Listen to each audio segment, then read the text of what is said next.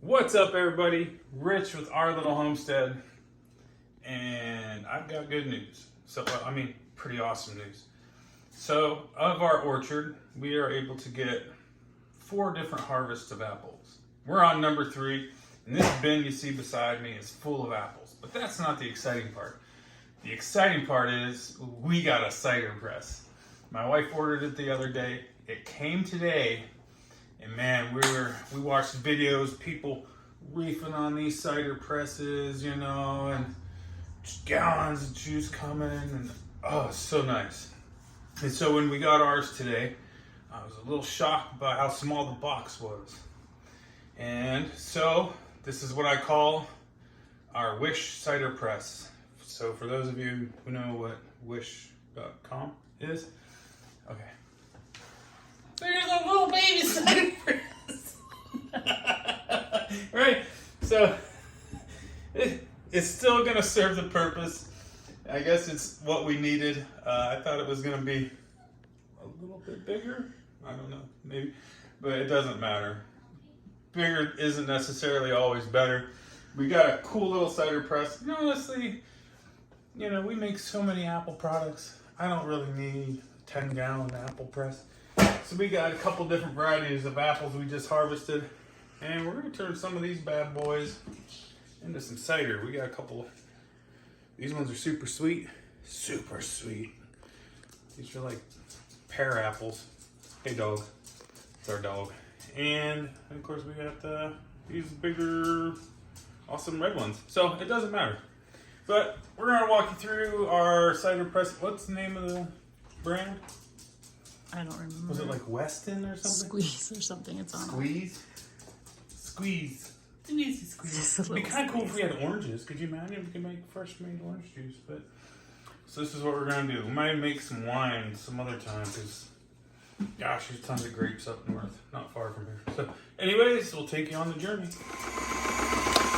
So good cider requires kind of mashed apples. So what we're doing now, we washed our apples.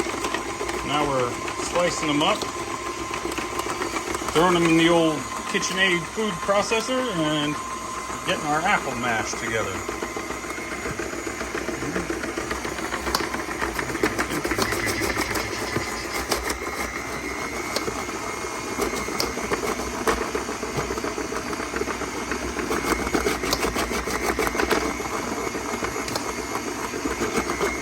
To be continued. Now we're just taking our apple mash, I guess you could call it, and we are filling our cider press. I think this would probably be more than enough, but I can't wait to get to squeezing, pressing cider. Some cider. Oh, cider. All right, so I'm not quite sure how to do this part, but I got the basics now. So you get your little moon-shaped hoodly-doo. That's the technical term. I think we can actually put more in there. Now that I squished it down a little bit, should I? No? Okay. Now we set our blocks up here like so. Very Jenga-like.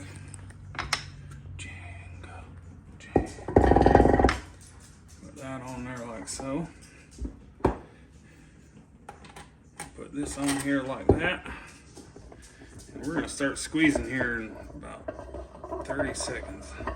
Now this should be attached to a surface, this press, but I'm going to just see how it goes just by doing it like this for now. Oh, look at that.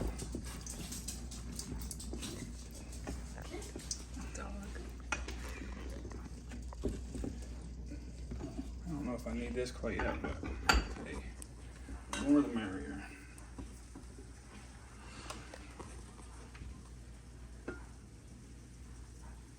Does it look like cider? It does.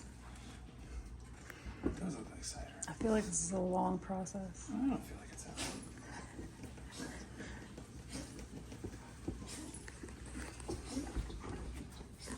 We're probably going to do 30, 40 gallons like this.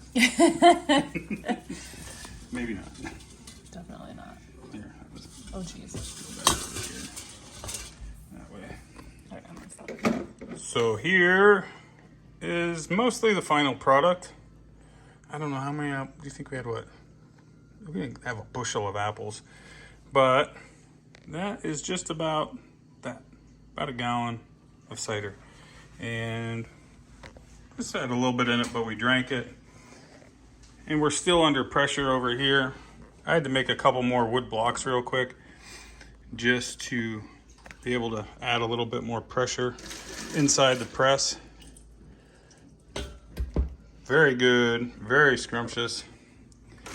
And we actually had that full, and then we filtered down into the back into the big pan there with just a small screen to catch any stuff that might have fallen through. So far, so good. So good. So we're all done cidering. This is how much cider we got. And a little bit more. This is my wife's glass of cider. The apple scraps. We got a couple half-gallon mason jars of vinegar started. So we'll have some vinegar out of that. This is still going. It's pretty much done, but I just thought I'd leave it under pressure and see what exactly happened over a course of time. The biggest problem we had wasn't the press. It was plenty big enough for what we were doing. It was the mashing part. Somebody, another YouTuber had said, or another YouTube video had said, it isn't the press that counts, it's the masher. And for anybody who wants to do homemade apple cider, just buy the masher. Just buy it. Because we went through, I think, 6 different attachments for our KitchenAid, what's it called? Food processor? Yeah. So that was the biggest problem.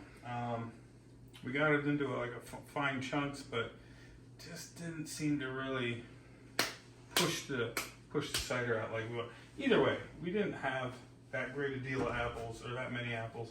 And hey, we got our first gallon of apple cider. That's pretty exciting. So either way, it's a win.